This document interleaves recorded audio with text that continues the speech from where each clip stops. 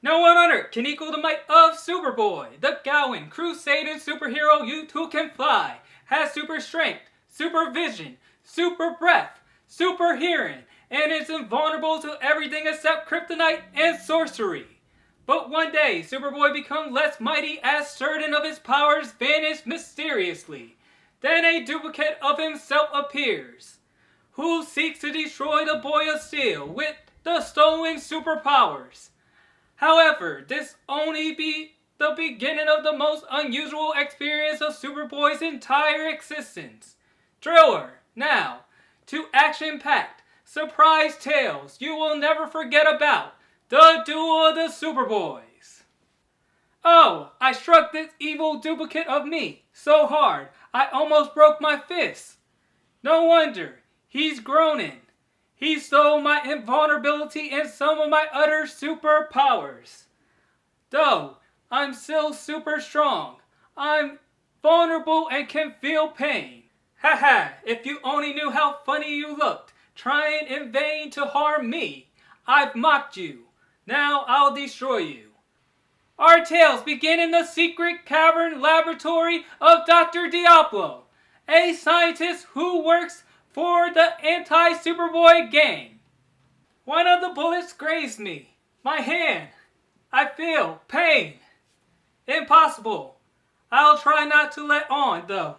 I've lost my invulnerability. I can still fly. I'm super strong. And my super hearing still works. But the few tests I've made, quickly and secretly, show that my other superhero powers are gone. After delivering the crooks to the police chief Parker. Impossible. I'll try not to let on, though. Troke. I didn't encounter any red kryptonite, which always affects me unpredictably. Then what did this to me? Meanwhile, in the cavern, my supervision reveals the chief is bending, tightening his shoelaces. I'll try. The grenade fragments are bouncing off me. I'm unharmed. I shall obey.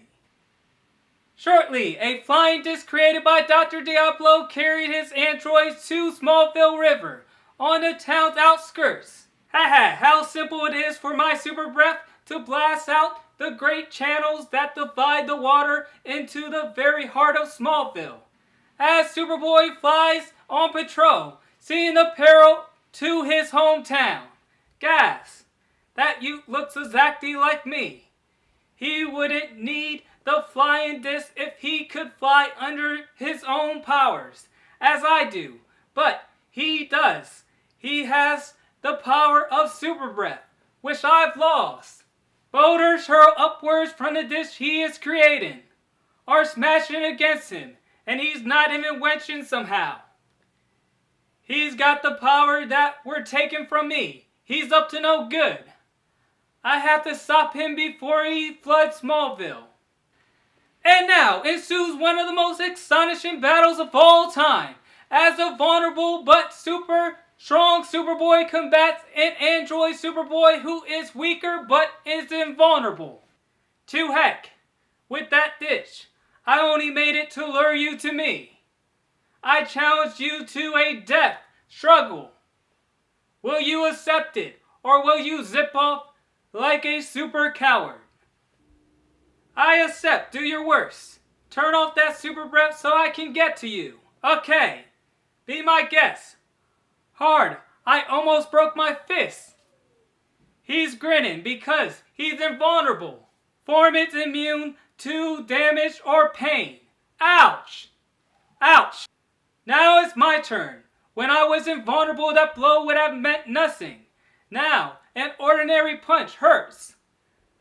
I've had enough fun at your expense.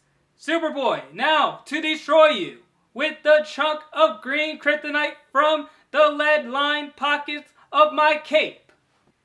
Are you kidding? That must be fake kryptonite, or it would harm you too. Think so? This will change your mind. It is the real thing. The reason the green kryptonite can't harm me but is killing you is because my protective kryptonite nerf device I wear. I'm doomed. If I still had my heat vision, I could melt the gadget so my killer would share my fate. But Superboy adversary watches the boy of steel, Death Drone. His gleeful expression changes to one of compassion then. I can't go through with this. I'll super puff the kryptonite mouths underground, so the deadly emanation can't harm this courageous super youth who I resemble.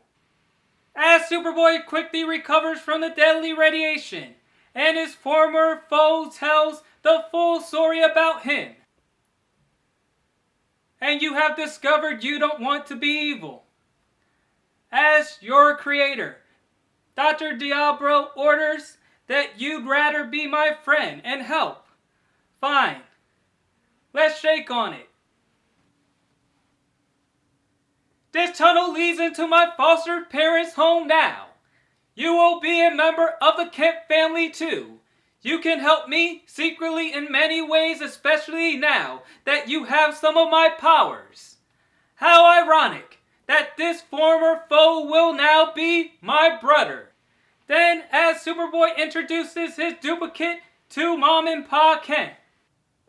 Son, I now have a mother and father. Thanks for the kiss, Mom. A kiss must be a sign of affection. Then, she is kissing me too, good night. Strange, I feel happy, yet I want to cry. Only being an android, I can't. His android heart is touched by the emotions of the mother's love, which he never knew. I feel like he's my twin brother.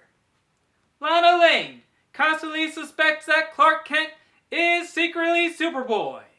The two amazing lads talk far into the night, making plans.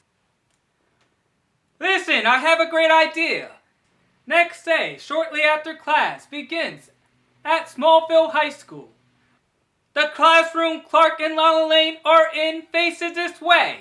I'm secretly creating a freak hurricane with my super breath. That statue is being toppled.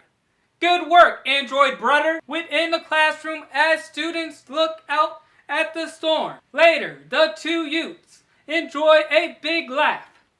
Haha, you were great. We sure fooled Lana Lang, didn't we?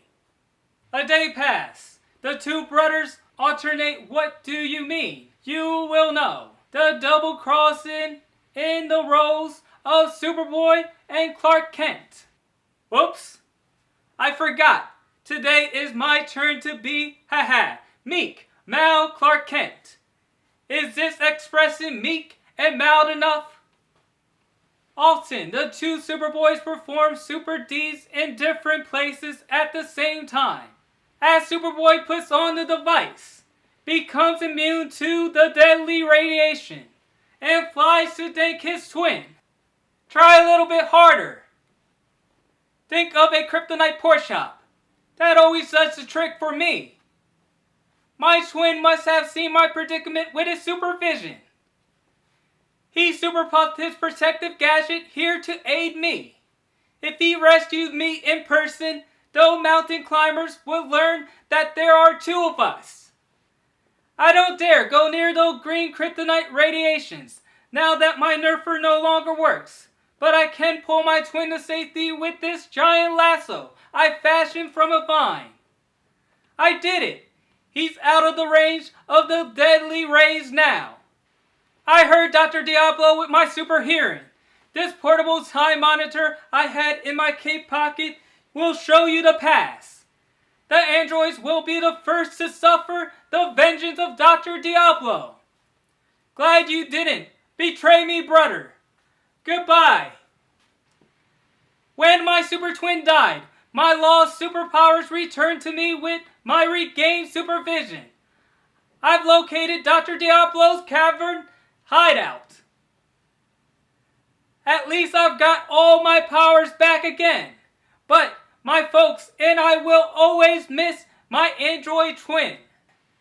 But Superboy is too late, for the green kryptonite radiation has already burnt out the android brain,